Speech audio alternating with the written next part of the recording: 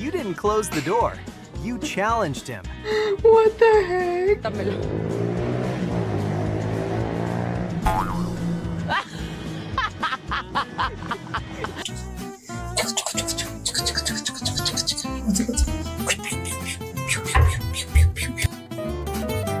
When you're just messing around and accidentally discover something surprisingly fun.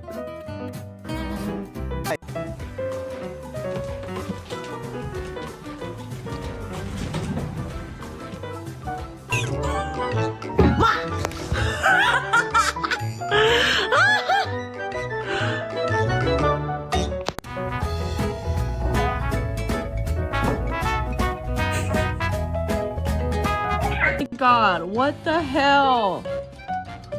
You nasty cat.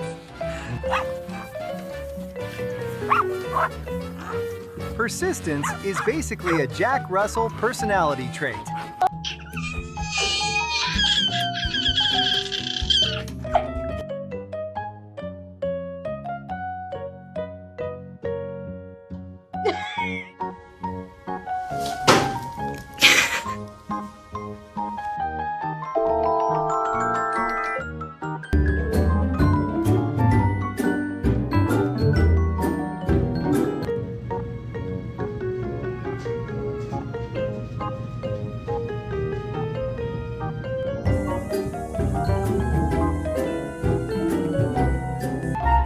A clear sign that bro's full of energy and totally charged up.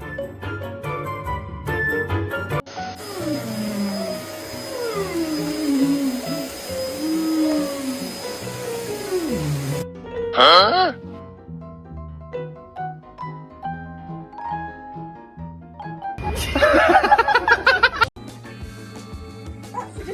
That's a cat having a shake.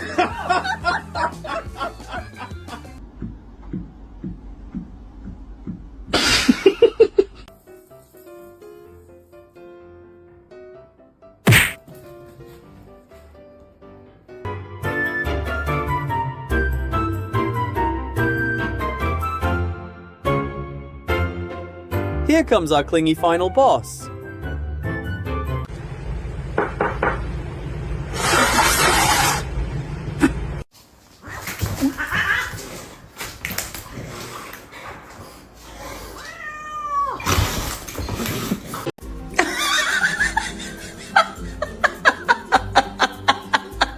I got it!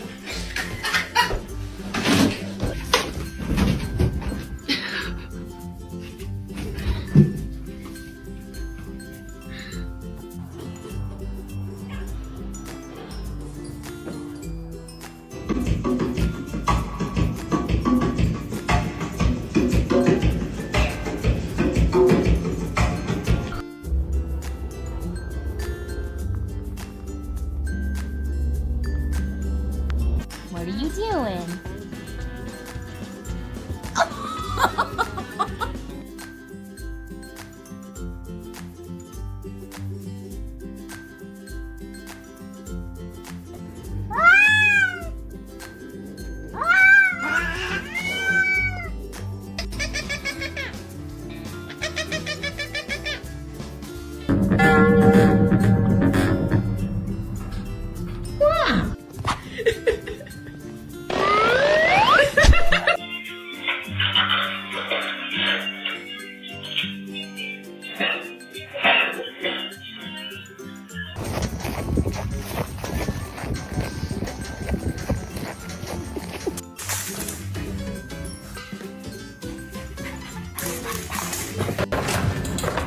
Parkour! Parkour! Parkour!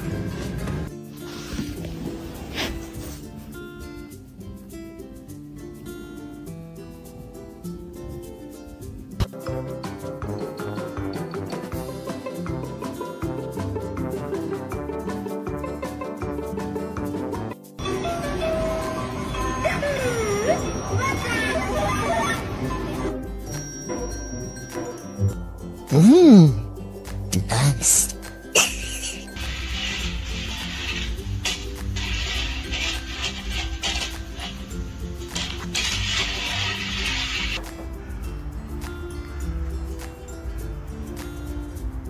Twitchy!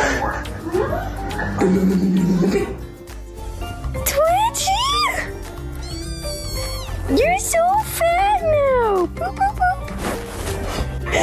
Twitchy, you're so cute!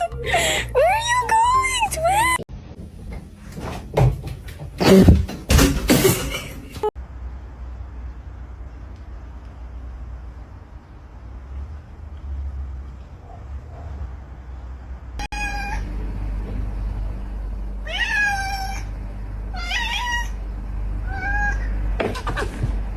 A lo que yo vine fue a esto.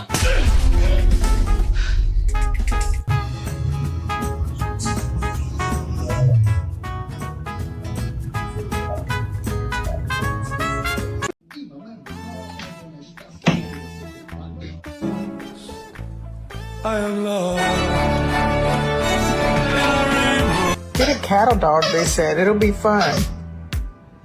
Barrel full of monkeys. Ready?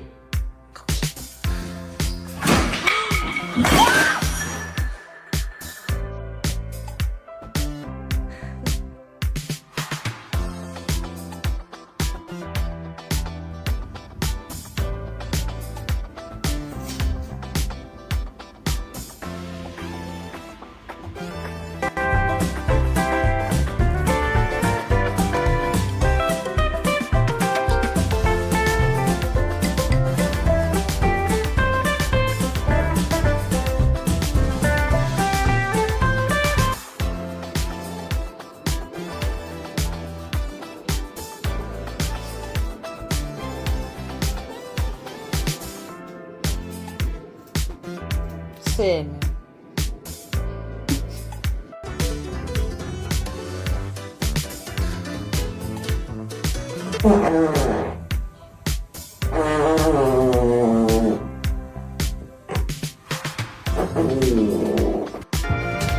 The new generation of cats is more curious about movement than actually following their hunting instincts.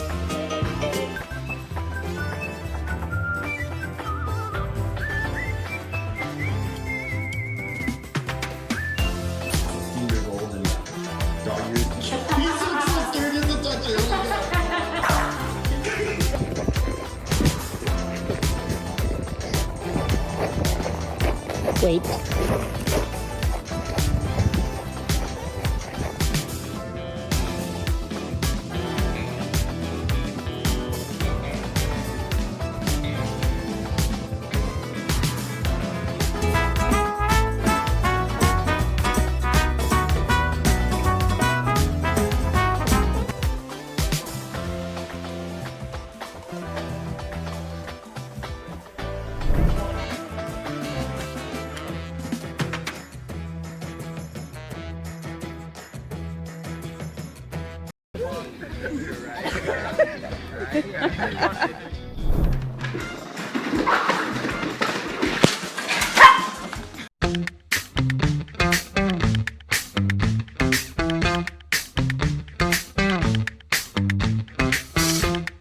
Hello everyone.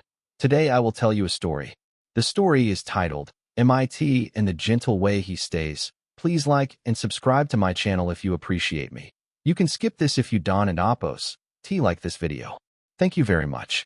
The story begins as follows. MIT was never the kind of dog that announced himself. He didn't burst into rooms. He didn't bark for attention. He didn't jump up when the door opened. If you weren't looking carefully, you might not even realize he had followed you in. That morning was an ordinary one. I woke up late, the light outside already too bright for comfort. The fan hummed softly, the kind of sound you stop noticing after a while. I sat on the edge of the bed, rubbing my face, thinking about things I didn't really want to think about yet. MIT was already there. He lay near the door, not blocking it, not leaning against the bed, just close enough. His body curved slightly, tail tucked around his legs, eyes half open. He looked at me, then rested his chin back on the floor.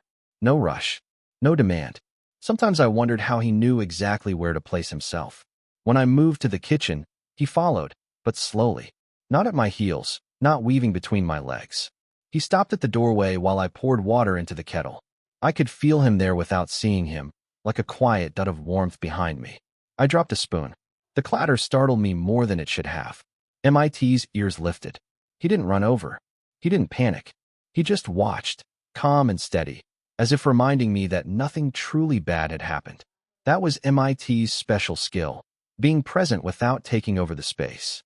Later, while I worked at my desk, he curled up nearby, not under the chair, not touching my feet, just close enough that if I leaned back slightly, I could see the slow rise and fall of his chest. Every now and then he sighed, a deep, contented sigh, the kind humans rarely manage. Hours passed like that. No dramatic moments.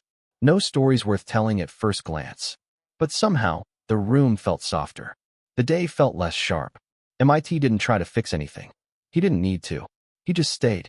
In the afternoon, I sat on the floor with my back against the couch. My phone lay face down beside me. I wasn't sad exactly, just heavy. The kind of heaviness that doesn't have a clear reason and therefore feels harder to explain. MIT noticed. He always did, but never in obvious ways. He walked over and sat about an arm's length away, not pressing into me, not placing his head on my lap like dogs in movies do. He simply sat, facing the same direction I was, as if we were both watching something invisible together. After a few minutes, he shifted closer, just a little. Our shoulders didn't touch, but the distance between us felt intentional, careful. I rested my hand on the floor. Slowly, without looking, MIT placed one paw near it. Not on top, just near enough that our warmth could meet if it wanted to. That was how MIT communicated. Not with tricks or noise, but with decisions. Every movement felt chosen, respectful. He never assumed he was entitled to my space. He waited to be invited, even when I needed him most. When I finally placed my hand on his head, he closed his eyes. He didn't wag his tail wildly. He didn't lick my fingers. He simply leaned into the touch, steady and trusting, like he knew I would stop when I needed to. We stayed like that for a long time. Outside, someone laughed. A motorbike passed. Life continued loudly somewhere else. Inside the room, it felt like we were in a small pocket of quiet understanding. MIT taught me something that day without meaning to. Comfort doesn't always come from doing more. Sometimes it comes from doing less, and doing it gently. When I stood up, MIT stood too. When I moved away, he didn't follow immediately. He waited, watching, making sure I was okay on my own first. Only then did he trail after me, soft-footed and calm.